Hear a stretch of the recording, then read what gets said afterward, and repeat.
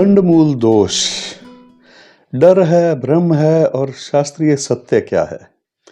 नमस्कार मित्रों, मैं आपका स्वागत करता हूं। मैं डॉक्टर आर बी धवन और आज हम एक ऐसे विषय पर चर्चा करने जा रहे हैं जिसे सुनते ही अधिकांश माता पिता के मन में डर बैठ जाता है, घबराहट पैदा हो जाती है। कई बार तो बिना पूरी बात समझे गलत निर्णय तक ले लिए जाते हैं। यह विषय गंडमूल दोष का है और बहुत से लोग मुझसे पूछते हैं, गुरुजी हमारा बच्चा गंडमूल में पैदा हुआ है, क्या ये अशुभ है? क्या इससे माता पिता को कोई खतरा है? क्या ये जीवन भर परेशान करता है? आज के इस वीडियो में मैं आपको गंडमूल के बारे में डराने नहीं आया बल्कि समझाने आया हूं। मैं आपसे एक बात बिल्कुल स्पष्ट कह देना चाहता हूं कि ज्योतिष डराने का शास्त्र नहीं है। ज्योतिष चेताने का और समझाने का और मार्गदर्शन देने का शास्त्र है। अगर कोई विद्या आपको डराती है तो समझ लीजिए वहां विद्या काम कम और व्यापार ज्यादा कर रहा है काम। गंडमूल को लेकर के समाज में जितना भय है उतना शास्त्रों में कहीं नहीं मिलता। समस्या गंडमूल में नहीं है, समस्या है हमारी अधूरी जानकारी में, गलत व्याख्या में और बिना कुंडली देखे निर्णय लेने में। अब सबसे पहले हम ये समझते हैं कि गंडमूल शब्द का वास्तविक अर्थ क्या है। गंड का अर्थ क्या होता है? गंड का अर्थ होता है गांठ, संधि या फिर एक जोड़, और मूल का अर्थ होता है जड़ यानी आधार और प्रारंभ। मतलब गंडमूल का सीधा सा अर्थ है ऐसा जन्म बिंदु जहां एक अवस्था समाप्त होकर के दूसरी अवस्था आरंभ होती है। ये कोई पाप नहीं है, ये कोई अभिशाप भी नहीं है, ये केवल नक्षत्र संक्रमण की स्थिति है। जैसे जीवन में संक्रमण के समय थोड़ा असंतुलन हो जाता है, वैसे ही कुछ नक्षत्रों की संधि पर जन्म लेने वाले जातक के जीवन में प्रारंभिक उतार चढ़ाव देखे जा सकते हैं। बस इसे ही गंडमूल कहा जाता है। लेकिन दुर्भाग्य यह है कि समाज ने इस संक्रमण को सीधे मृत्यु, विनाश और अनिष्ट से जोड़ दिया, जबकि किसी भी शास्त्र में यह नहीं लिखा हुआ कि गंडमूल में जन्म लेने वाला अनिवार्य रूप से अशुभ होता है। अब एक बहुत महत्वपूर्ण बात सुनिए। गंडमूल कोई ग्रह दोष नहीं, यह ना तो मंगल दोष है और ना ही एक काल सर्प दोष है, ना ये पितृदोष है।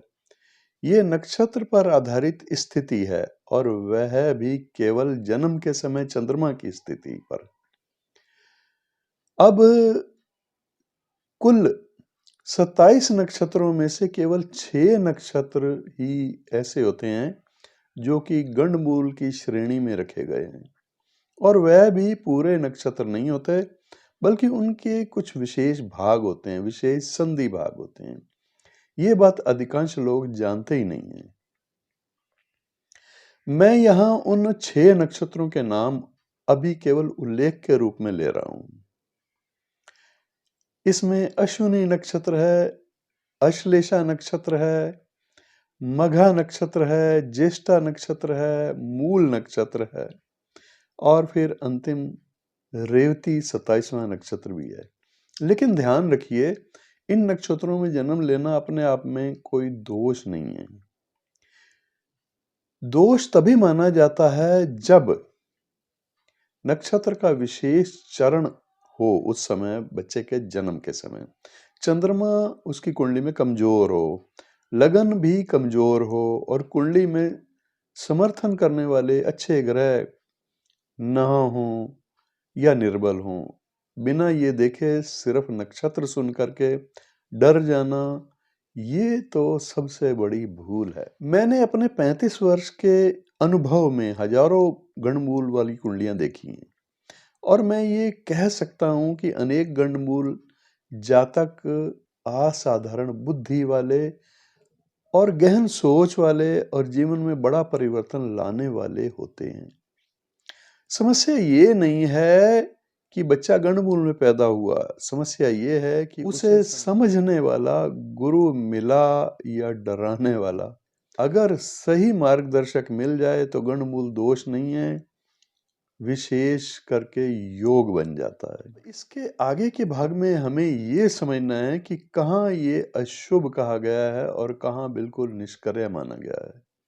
इसलिए वीडियो को अंत तक ध्यान से देखिए, डर छोड़िए, समझ बढ़ाइए। अब यहाँ पर हम बात करेंगे गंडमूल का शास्त्रीय आधार क्या है और 6 गंडमूल नक्षत्रों का वास्तविक स्वरूप क्या है।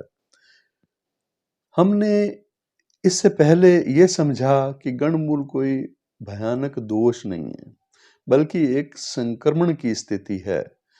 हम बात करेंगे शास्त्रीय प्रमाणों की और साथ साथ उन 6 नक्षत्रों की जिन्हें गंडमूल कहा गया है। सबसे पहले एक बात मैं स्पष्ट कर दूं, गंडमूल का उल्लेख किसी एक ग्रंथ में नहीं बल्कि बहुत सारे ग्रंथों में मिलता है, जिसमें वृहद पराशर होरा शास्त्र है, जातक पारिजात है, फल दीपिका है, ऐसे और भी शास्त्रीय ग्रंथ हैं। संकेत रूप में उनमें ये मिलता है, कहीं भी इसे पूर्ण विनाशकारी या दोष कारक नहीं कहा गया।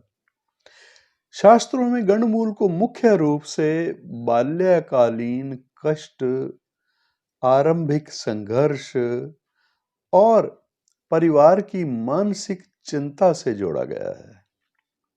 ध्यान दीजिए, यहाँ आरंभिक शब्द बहुत महत्वपूर्ण है। अब सबसे बड़ा भ्रम यहीं पैदा होता है। लोग समझ लेते हैं कि ये प्रभाव पूरे जीवन रहेगा, जबकि शास्त्रों में ऐसा कहीं नहीं लिखा गया। अधिकांश प्रभाव एक निश्चित समय के बाद स्वतः ही समाप्त हो जाता है। अब आते हैं उन 6 नक्षत्रों पर जिन्हें गंडमूल नक्षत्र कहा जाता है। सबसे पहले अश्विनी नक्षत्र। अश्विनी नक्षत्र राशि चक्र का पहला नक्षत्र है। ये नक्षत्र 27 नक्षत्रों में प्रथम नक्षत्र होने के कारण से आरंभ का प्रतीक है, तेजी का प्रतीक है और उपचार का प्रतीक है। अश्विनी नक्षत्र में जन्म लेने वाला जातक अत्यंत शीघ्र निर्णय लेने वाला होता है। उसके भीतर कर्म करने की तीव्रता होती है, लेकिन यही तीव्रता बाल्यकाल में उतावलापन और असंतुलन बन सकती है। इसी संधि के कारण अश्विनी गंडमूल वाला नक्षत्र कहलाता है। अब दूसरा नक्षत्र है अश्लेषा। अश्लेषा भावनाओं की गहराई का नक्षत्र है और ये मन को बांधने वाला, जोड़ने वाला और कभी-कभी जकड़ने वाला नक्षत्र भी है। अश्लेषा गंडमूल मानसिक स्तर पर अधिक संवेदनशीलता दर्शाता है। अश्लेषा नक्षत्र में जन्म लेने वाला जातक दिखने में तो शांत होता है, लेकिन भीतर से बहुत गहरा सोचने वाला होता है। बाल्यकाल में ऐसे बच्चों को पर्यावरण का प्रभाव जल्दी पकड़ लेता है। इसी कारण शास्त्रों में इसे गंडमूल की श्रेणी में रखा गया है। अब तीसरा नक्षत्र मघा। मघा नक्षत्र पितृ, वंश और परंपरा का नक्षत्र है। ये अधिकार, मान सम्मान और पूर्वजों से जुड़ा हुआ है। मघा गंडमूल वंश पर प्रभाव की बात करता है, ना कि विनाश की। मघा में जन्म लेने वाला जातक स्वाभिमानी होता है। इसके भीतर नेतृत्व की भावना भी होती है, लेकिन बाल्यकाल में अहंकार और जिद एक समस्या बन जाती है। यही कारण है कि इसे भी संक्रमण नक्षत्र माना गया है। अब चौथा नक्षत्र है ज्येष्ठा। ज्येष्ठा वरिष्ठता का नक्षत्र है। यहाँ संघर्ष से ऊपर उठने का संकेत देता है। ज्येष्ठा में जन्मा जातक अक्सर छोटी उम्र में ही बड़ी बड़ी जिम्मेदारियां उठाना सीख जाता है। ज्येष्ठा गंडमूल नक्षत्र होने के कारण कोई कष्ट नहीं देता। संघर्ष के माध्यम से परिपक्वता का संकेत देता है। ऐसे जातक देर से स्थिर होते हैं, लेकिन जब होते हैं तो मजबूत होते हैं। अब पांचवा और सबसे अधिक जिसका नाम लिया जाता है और कह सकते हैं कि बदनाम किया गया उसको, वो है मूल नक्षत्र। मूल का अर्थ ही होता है जड़ से परिवर्तन। ये नक्षत्र तोड़ने, उखाड़ने और पुनर्निर्माण का नक्षत्र है। इसी कारण लोग इससे सबसे अधिक डरते हैं। लेकिन सच्चाई यह है कि मूल में जन्म लेने वाला जातक सत्य की खोज करने वाला होता है। उसका जीवन सीधे रास्ते से नहीं चलता, लेकिन गहराई में जाता है। यही उथल पुथल बाल्यकाल में गंडमूल प्रभाव कहलाती है। अब अंतिम नक्षत्र है रेवती। रेवती नक्षत्र करुणा, सेवा और पूर्णता का नक्षत्र है। रेवती गंडमूल वाला तो है, दूसरों के लिए अधिक संवेदनशीलता दर्शाता है। अब हम ये समझेंगे कि इन नक्षत्रों के कौन से चरण दोषकारी होते हैं और कौन से बिल्कुल दोषकारी नहीं होते। इसलिए वीडियो को ध्यान पूर्वक देखते रहिए। विषय चल रहा है गंडमूल के चरण यानी पाद, कहाँ दोष बनता है कहाँ नहीं। अब तक हमने ये समझ लिया है कि गंडमूल नक्षत्र कोई अभिशाप नहीं है। अब हम इस वीडियो के सबसे निर्णायक भाग पर हैं, क्योंकि अब हम बात करेंगे गंडमूल वास्तव में कब प्रभावी होता है और कब बिल्कुल निष्क्रिय रहता है। मैं बहुत स्पष्ट शब्दों में कह रहा हूं कि पूरे नक्षत्र को गंडमूल मान लेना ज्योतिष की सबसे बड़ी भूल है। गंडमूल नक्षत्र से नहीं, नक्षत्र के विशेष चरण यानी पार्ट से बनता है। जो ये नहीं समझता वह केवल डर फैला सकता है, निर्णय नहीं दे सकता। प्रत्येक नक्षत्र के 4 चरण होते हैं और हर चरण अलग राशि, अलग नवांश और अलग प्रवृत्ति का होता है।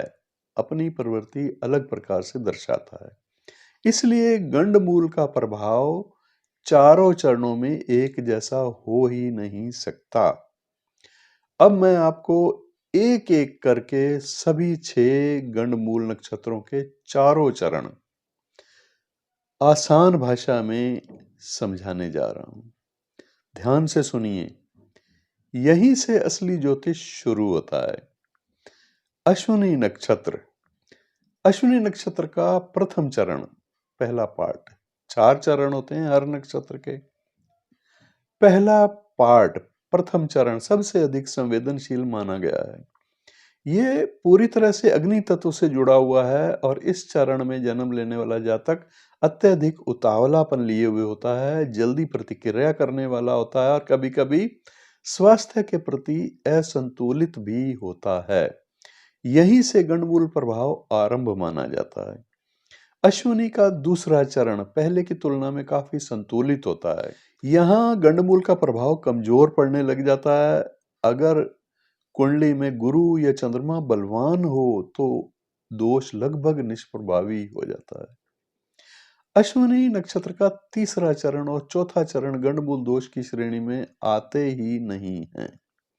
इन चरणों में जन्म लेने वाला जातक ऊर्जा से भरपूर होता है और प्रारंभिक कठिनाइयों के बाद तेजी से आगे बढ़ता है। अब अश्लेषा नक्षत्र। अश्लेषा का चतुर्थ चरण गंडमूल की दृष्टि से सबसे अधिक संवेदनशील माना गया है। ये मानसिक पकड़, भावनात्मक जकड़ और बाल्यकालीन अस्थिरता दर्शाता है। यह प्रभाव अक्सर माता पिता को मानसिक रूप से चिंता देता है। अश्लेषा के प्रथम, द्वितीय, तृतीय चरण, ये अगर कुंडली में चंद्रमा शुभ हो तो गंडमूल का प्रभाव लगभग नगण्य हो जाता है। ऐसे जातक भावनात्मक रूप से गहरे लेकिन बुद्धिमान होते हैं। अब मघा नक्षत्र। मघा का पहला चरण गंडमूल प्रभाव वाला माना गया है। ये चरण वंश, पितृ और अधिकार से जुड़ा हुआ होता है। बाल्यकाल में पिता या परिवार के साथ मतभेद या दूरी यहां देखने को मिलती है। मघा के दूसरे, तीसरे और चौथा चरण सामान्यता गंडमूल दोष से मुक्त होते हैं।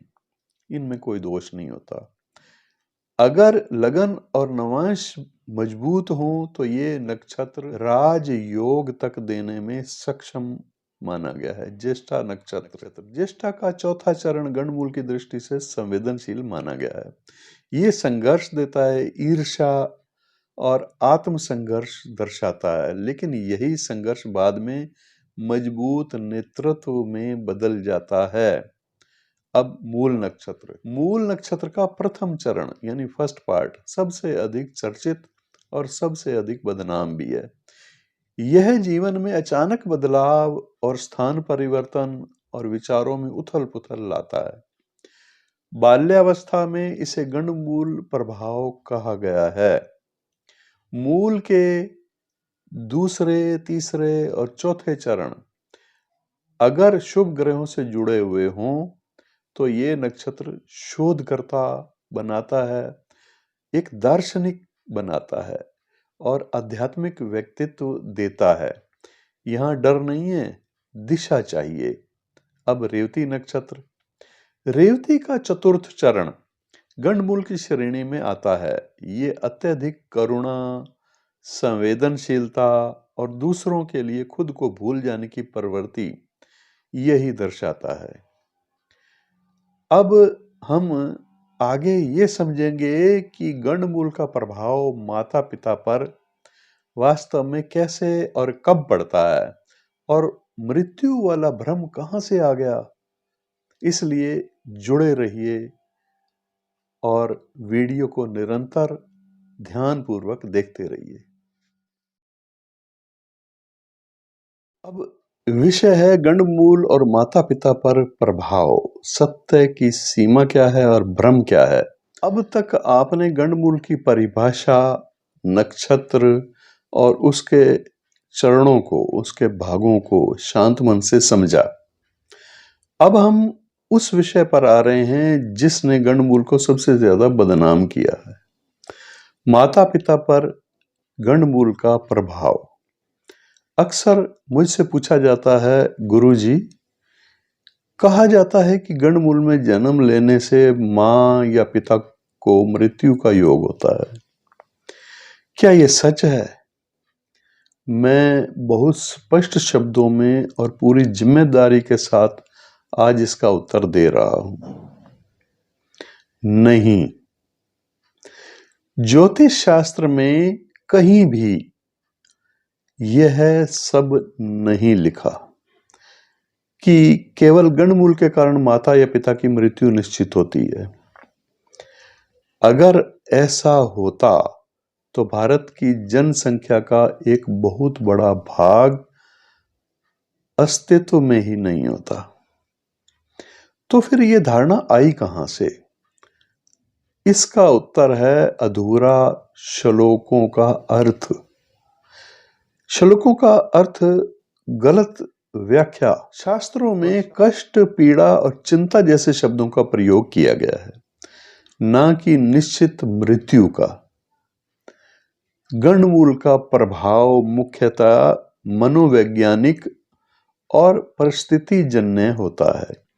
जब बच्चा जन्म लेता है और उसका चंद्रमा संक्रमण अवस्था में होता है तो उसका प्रभाव परिवार के वातावरण पर पड़ता है।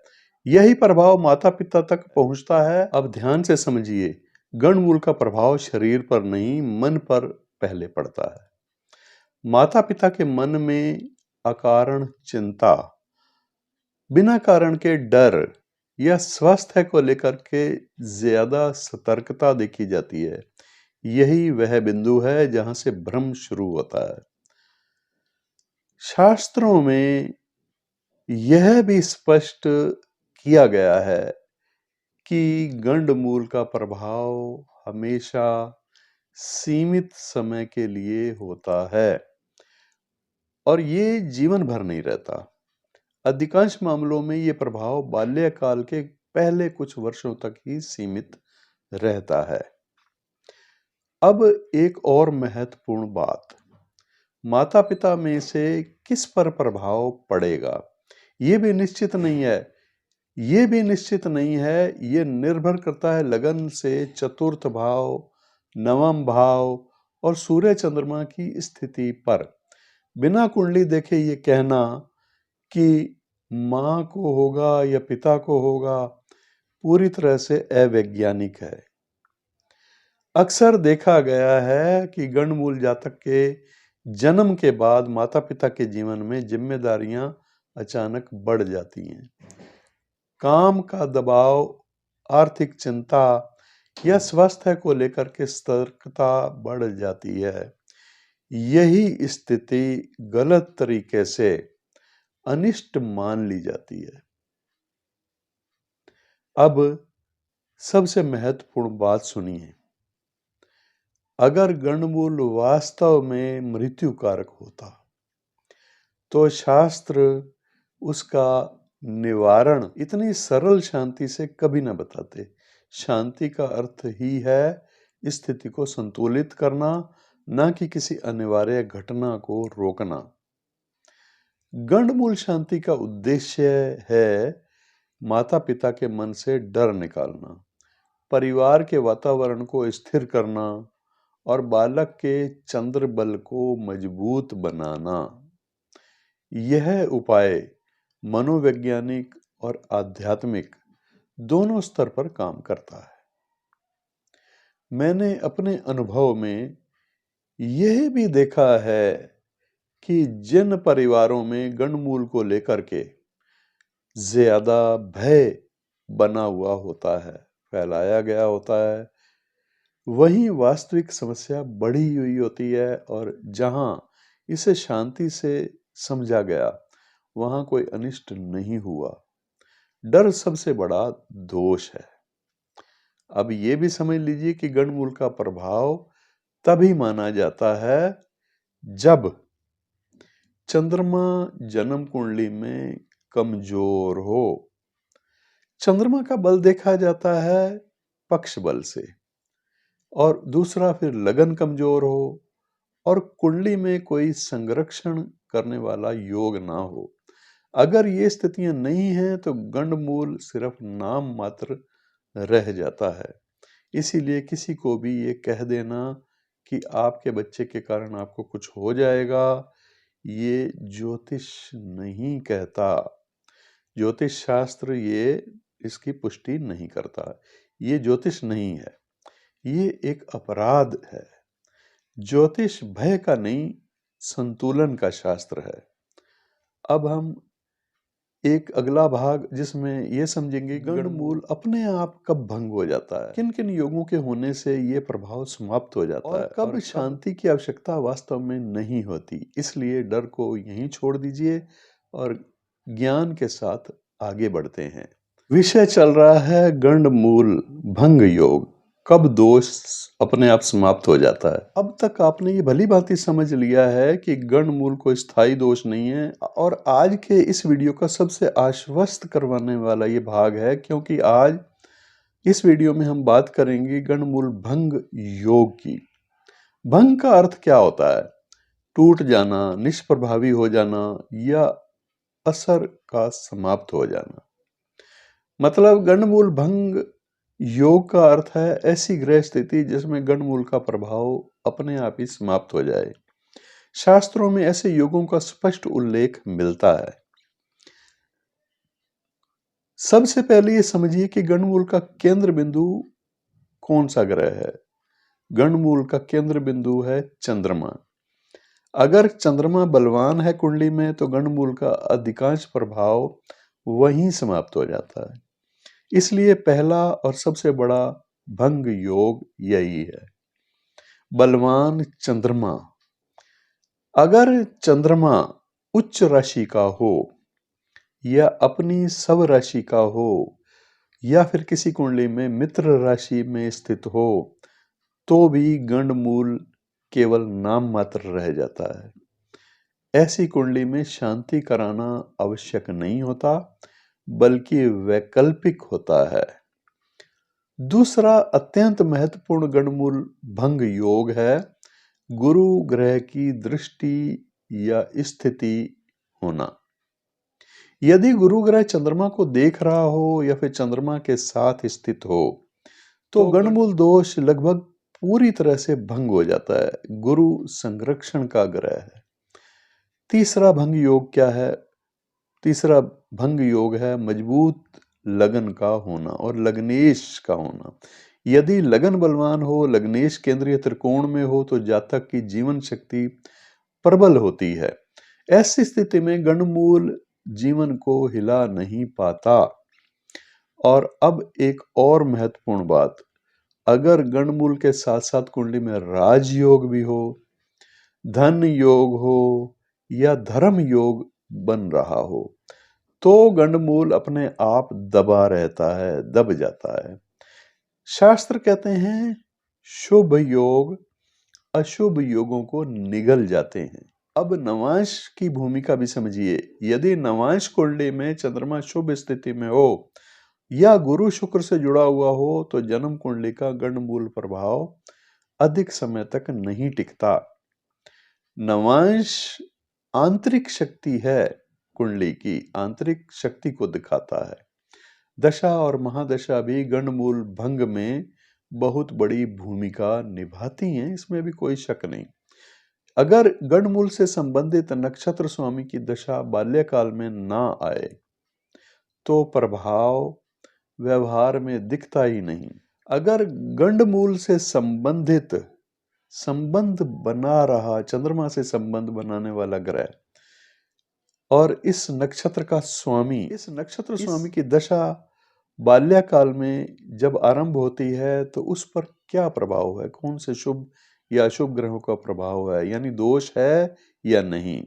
अगर दोष सक्रिय नहीं है तो कोई आवश्यकता नहीं है उस गंडमूल की शांति की। यदि गंडमूल ऐसे चरण में हो जहां शास्त्रों ने आंशिक या नगण्य प्रभाव बताया है तो उसे जबरदस्ती दोष मानना ज्योतिष के साथ अन्याय है। यहाँ विवेक आवश्यक है, डर नहीं। मैंने अपने अनुभव में अनेक ऐसी कुंडलियां देखी हैं जहां गंडमूल था लेकिन उनकी कुंडली में चंद्रमा बलवान था, गुरु संरक्षण करने वाला प्लेनेट था और लगन उनकी कुंडली का मजबूत था। ऐसे जातक असाधारण उपलब्धियां प्राप्त करते हुए दिखाई दिए। इसलिए मैं बार बार कहता हूं कि गंडमूल को अकेले मत देखिए, पूरी कुंडली का विश्लेषण। पूरी कुंडली एक शरीर की तरह होती है। अगर शरीर मजबूत है तो छोटी सी कमजोरी बीमारी नहीं बनती।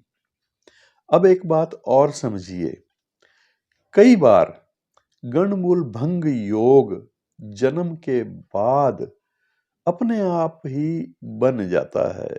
जैसे जैसे जातक बड़ा होता है उसका चंद्रमा का बल बढ़ता चला जाता है, लगन सक्रिय हो जाता है और प्रभाव समाप्त हो जाता है।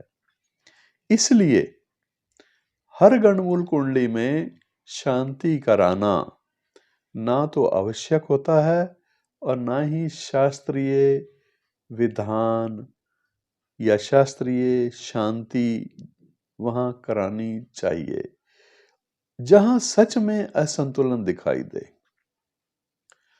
अब तक तो आपने काफी कुछ समझा। अब हम आगे समझेंगे गंडमूल शांति कब आवश्यक है, कब बिल्कुल नहीं, और सही शांति क्या होती है, क्योंकि सबसे अधिक शोषण यही होता है। इसलिए बने रहिए इस वीडियो के साथ और आगे के भाग को ध्यान पूर्वक सुनिए और समझिए। विषय है गंडमूल शांति, शास्त्रीय आवश्यकता और व्यवहारिक विवेक। अब तक आपने गंडमूल का स्वरूप, उसके चरण, माता पिता पर पड़ने वाला प्रभाव और गंडमूल भंग योग सब कुछ समझ लिया है। अब हम उस प्रश्न पर आते हैं जिसके कारण लोग सबसे ज्यादा परेशान रहते हैं। क्या गणमूल शांति कराना जरूरी है? मैं सबसे पहले एक वाक्य बहुत साफ कर दूं। हर गणमूल में शांति आवश्यक नहीं होती। अगर कोई व्यक्ति हर गणमूल कुंडली में अनिवार्य शांति बता रहा है तो वह शास्त्र विरुद्ध है, वह शास्त्र नहीं है, व्यवसाय कर रहा है। शास्त्रों में गणमूल शांति को विकल्प के रूप में बताया गया है, अनिवार्यता के रूप में नहीं। शांति का उद्देश्य क्या है? शांति का उद्देश्य है जहां असंतुलन है वहां संतुलन लाना। यदि असंतुलन ही नहीं है तो शांति किस बात की? अब समझते हैं गणमूल शांति कब आवश्यक मानी जाती है। पहली स्थिति, जब गंडमूल उस चरण में हो जिसे ज्योतिष के शास्त्रों ने प्रभावशाली बताया है और साथ ही चंद्रमा उस कुंडली में निर्बल है, कमजोर है, ये एक स्पष्ट संकेत है। दूसरी स्थिति, जब बाल्यकाल में बार बार रोग, अकारण डर, नींद की समस्या या मानसिक अस्थिरता दिखाई दे। ध्यान रखिए, यह सब लगातार होना चाहिए, एक दो बार नहीं।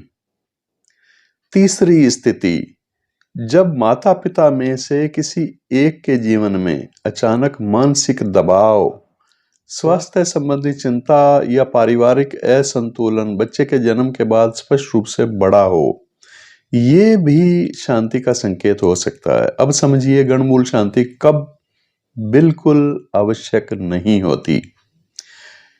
अगर चंद्रमा बलवान हो, गुरु की दृष्टि हो चंद्रमा पर, लगन और लग्नेश मजबूत हों और बालक सामान्य रूप से स्वस्थ और सक्रिय हो तो शांति कराना आवश्यक नहीं है।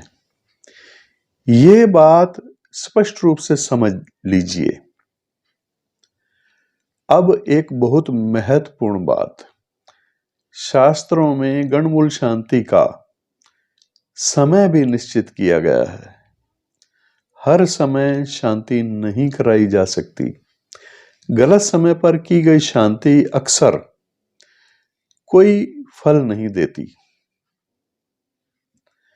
शास्त्र कहते हैं गणमूल शांति जन्म के बाद 27 दिन या 3 महीने या 1 वर्ष के भीतर की जानी चाहिए। इन सीमाओं के बाहर की गई शांति अक्सर केवल औपचारिक होती है। अब उस सबसे बड़े भ्रम की बात करते हैं जो समाज में फैला हुआ है। बच्चा बड़ा हो गया है, अब भी गणमूल शांति करानी पड़ेगी? मैं स्पष्ट कहता हूं, नहीं। अगर बाल्यकाल सामान्य निकल गया है तो बाद में गंडमूल के नाम पर कुछ भी कराना शास्त्रीय नहीं है। गंडमूल शांति भविष्य की गारंटी नहीं होती, ये केवल प्रारंभिक असंतुलन को संतुलित करने का एक उपाय है। जो लोग कहते हैं शांति करा लो, नहीं तो जीवन भर परेशानी बनी रहेगी, उनसे सावधान रहने की आवश्यकता है। अब एक और महत्वपूर्ण बात, गणमूल शांति कभी भी भय के वातावरण में नहीं करानी चाहिए। डर के साथ किया गया कोई भी धार्मिक कार्य फल नहीं देता। शांति का पहला उद्देश्य है माता पिता का मन शांत होना। मैंने अपने निजी अनुभव में यह भी देखा है कि कई बार शांति कराने से अधिक लाभ सही परामर्श देने से होता है। माता पिता को यदि ये समझ आ जाए कि डरने की आवश्यकता नहीं, तो आधा दोष तो वहीं समाप्त हो जाता है। इसलिए मैं फिर दोहराता हूं, गंडमूल शांति कोई जादू नहीं है, कोई अनिवार्य संस्कार भी नहीं है। ये एक विवेकपूर्ण निर्णय है जो केवल पूरी कुंडली देख करके, कुंडली का पूरा विश्लेषण करके, ग्रहों की शक्ति को देख करके लिया जाना चाहिए। अब हम आगे समझेंगे कि गंडमूल को किस दृष्टिकोण से देखा जाए। एक नए दृष्टिकोण से हम देखने की कोशिश करेंगे। गंडमूल में जन्म लेने वाले जातक क्यों उनमें असाधारण सोच और परिवर्तन की शक्ति होती है। यहीं से गंडमूल का सकारात्मक पक्ष शुरू होता है। इसलिए जुड़े रहिए, पूरा वीडियो ध्यानपूर्वक देखिए। आगे का विषय है गंडमूल में जन्मे जातक सामान्य नहीं विशेष क्यों होते हैं। अब तक हमने गंडमूल को शास्त्र, तर्क और अनुभव के आधार पर समझा है।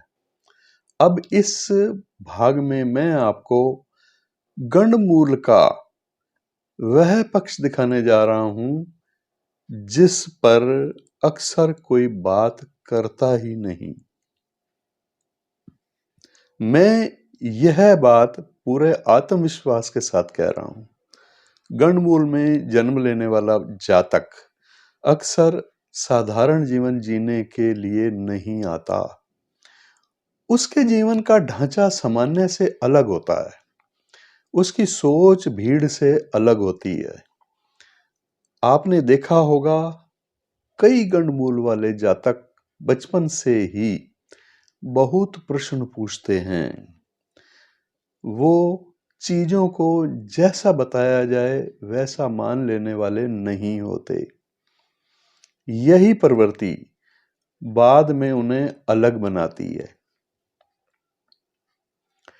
गंडमूल का मूल स्वभाव है परिवर्तन। जहां सामान्य लोग स्थिति से समझौता कर लेते हैं, वहीं गंडमूल वाला जातक स्थिति को बदलने की कोशिश करता है। इसी कारण उसका जीवन सीधा नहीं चलता। अब एक बहुत महत्वपूर्ण बात, गंडमूल जातक अक्सर अपनी ही परिवार व्यवस्था में पहले व्यक्ति होते हैं जो अलग सोचते हैं और वे परंपरा को अंधे रूप में नहीं अपनाते बल्कि उसे समझना चाहते हैं। यही कारण है कि ऐसे जातकों के जीवन में प्रारंभिक विरोध, गलतफहमी और अकेलापन देखा जाता है। लेकिन ये अकेलापन कमजोरी नहीं, तैयारी होती है। अब मनोवैज्ञानिक दृष्टि से इसको समझिए। गंडमूल में जन्म लेने वाला जातक अत्यधिक संवेदनशील होता है। वह वातावरण को गहराई से महसूस करता है। इसी कारण वह भीड़ में रहते हुए भी अकेला महसूस कर सकता है। लेकिन यही संवेदनशीलता उसे उत्तम चिकित्सक, उत्तम शिक्षक, उत्तम शोधकर्ता और आध्यात्मिक साधक बनाती है। यह संवेदनशीलता यदि सही दिशा में जाए तो वरदान है। आप देखेंगे गंडमूल जातक अक्सर अपने जीवन में एक बड़ा मोड़ लेता है। कैरियर बदलता है, स्थान बदलता है, सोच बदलता है। उसके जीवन का हिस्सा होते हैं ये अस्थिरता नहीं है, विकास की एक प्रक्रिया है। अब एक और बात समझिए, गंडमूल जातक दिखावे से दूर रहते हैं। वे भीतर से सत्य को खोजते हैं। इसीलिए कभी कभी वे समाज की कसौटी पर फिट नहीं बैठते। लेकिन इतिहास उन्हीं को याद रखता है। मैंने ऐसे कई गंडमूल वाले जातक देखे हैं जो उच्च प्रशासनिक पदों पर हैं, वैज्ञानिक हैं, ज्योतिषी हैं और आध्यात्मिक मार्गदर्शक हैं। उनकी जीवन यात्रा आसान नहीं थी लेकिन अर्थपूर्ण थी। इसीलिए यदि कोई माता पिता ये वीडियो देख रहे हैं और उनका बच्चा गंडमूल में जन्मा है तो डरिए बिल्कुल मत, उसे दबाइए मत, उसे समझिए। यह सामान्य नहीं, विशेष है। सबसे बड़ी गलती जो माता पिता करते हैं वो बच्चे को डर के साए में पालते हैं। तू ऐसा है, तू तुझसे ऐसा होगा, ये शब्द उसके मन पर गहरा प्रभाव डालते हैं। ये दोष नहीं, एक अन्याय है। गंडमूल जातक को सही दिशा, सही गुरु और सही वातावरण मिल जाए तो वह पूरे वंश की दिशा बदल सकता है। यही कारण है कि शास्त्र इसे पूरी तरह से अशुभ नहीं कहते।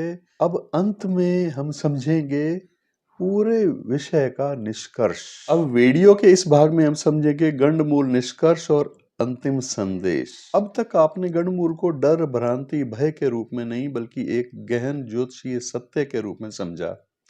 अब इस भाग में मैं आपके मन में बैठे हर प्रश्न का उत्तर और हर भ्रम का शास्त्रीय समाधान एक एक करके आपके सामने रखूंगा। ध्यान से सुनिए। गंडमूल क्या है? एक पंक्ति में निष्कर्ष। गंडमूल ना तो अभिशाप है और ना ही जन्म लेते ही अशुभता की मुहर। गंडमूल केवल यह बताता है कि जातक का जन्म एक संवेदनशील ज्योतिषीय जोड़ पर हुआ है, जहां ग्रहों की दिशा, कर्मों की परिपक्वता और वंशानुगत प्रभाव तीनों एक साथ सक्रिय होते हैं। समाज की सबसे बड़ी भूल, समाज ने क्या किया? बच्चे के जन्म पर कुंडली देखी, गंडमूल लिखा दिखा और डर फैल गया। मां को दोष, पिता को चिंता और बच्चे को भारी घोषित कर दिया। यही सबसे बड़ा पाप है। ज्योतिष डराने का नहीं, समझाने का शास्त्र है।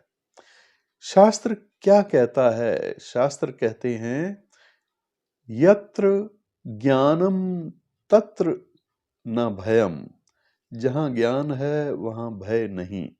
गंडमूल का अर्थ है विशेष आत्मा, विशेष कर्म, विशेष जिम्मेदारी, ऐसी आत्मा जो सामान्य जीवन के लिए नहीं आई। गंडमूल वाले जातक क्यों अलग होते हैं? अब तक आपने देखा, वे भावुक होते हैं, संवेदनशील होते हैं, कभी कभी बचपन में संघर्ष देखते हैं, लेकिन वही जातक बड़े होकर के नेतृत्व करते हैं, परिवर्तन लाते हैं और समाज में छाप छोड़ते हैं। क्योंकि गंडमूल वाले जातक सामान्य नहीं होते। गंडमूल चेतावनी नहीं, दिशा सूचक है। गंडमूल यह नहीं कहता सब कुछ खराब होगा। गंडमूल ये कहता है यदि सावधानी नहीं रखी गई तो संतुलन बिगड़ सकता है। और सावधानी का अर्थ उपाय नहीं है, उपाय ना समझ लेना। गंडमूल शांति अंतिम निष्कर्ष में शब्द स्पष्ट कह देता हूं कि हर गंडमूल नक्षत्र की शांति आवश्यक, अनिवार्य नहीं होती। हर गंडमूल भय का कारण भी नहीं होता। हर गंडमूल दोष भी नहीं होता। शांति तब आवश्यक होती है जब कुंडली में ग्रह कमजोर हों, दशा प्रतिकूल हो और जीवन में स्पष्ट बाधा दिख रही हो। नहीं तो साधना, संस्कार और सही मार्गदर्शन ही पर्याप्त है। माता पिता के लिए अंतिम संदेश ये है कि अगर बच्चा गंडमूल में जन्मा है तो डरिए मत, उसे दबाइए नहीं, उसे दोषी मत मानिए, उसे भारी कह करके भय मत दीजिए, बल्कि समझिए आपके घर एक विशेष आत्मा ने जन्म लिया है, जिसे प्रेम चाहिए, सुरक्षा चाहिए और सही दिशा चाहिए। गंडमूल और कर्म का सिद्धांत याद रखिए। गंडमूल पिछले जन्म के अधूरे कर्मों का द्वार है और जिसे द्वार मिलता है उसे समाधान भी मिलता है। गंडमूल वाले जातक अक्सर अपने जीवन में कर्मों को पूर्ण करने आते हैं। इस वीडियो का अंतिम वाक्य यह है, कि आजकल स्पेशल मीडिया और झूठे ज्योतिषियों की भरमार है। गंडमूल को डर बेचने का माध्यम बना चुके हैं बहुत से लोग। मैं आपसे ये आग्रह करता हूं कि हर गंडमूल को दोष मत समझिए और उसको सही विश्लेषण करवाइए। वास्तव में कौन सा पार्ट है जो उसके लिए गंडमूल दोष वाला है। हर उपाय को अनिवार्य मत समझिए। पहले कुंडली फिर निष्कर्ष। अंतिम आध्यात्मिक संदेश। अगर आप गंडमूल में जन्मे हैं तो ये मानिए कि आप सामान्य नहीं हैं। आप आए हैं किसी का ऋण चुकाने, किसी को सहारा देने या किसी व्यवस्था को बदलने, और यही कारण है कि आपकी ये थोड़ी अलग रहा है। आज हमने जाना गंडमूल क्या है, कब अशुभ है, कब नहीं, कब शांति जरूरी है और कब केवल ज्ञान ही पर्याप्त है। अगर ये वीडियो आपके मन के भय को दूर कर पाया हो तो यही इस वीडियो की सफलता है। डर नहीं, धर्म का ज्ञान फैलाइए। भय नहीं, विवेक जगाइए। फिर मिलेंगे और ज्ञानपूर्वक विषय के साथ। दोस्तों, अगर जन्म कुंडली का विश्लेषण करवाना हो तो आप दिए गए नंबरों पर संपर्क करके अपॉइंटमेंट फिक्स कर सकते हैं। और लेकिन फीस की पूछताछ आप अपॉइंटमेंट लेने के समय व्हाट्सएप के माध्यम से अवश्य पूछताछ कर लीजिएगा। नमस्कार।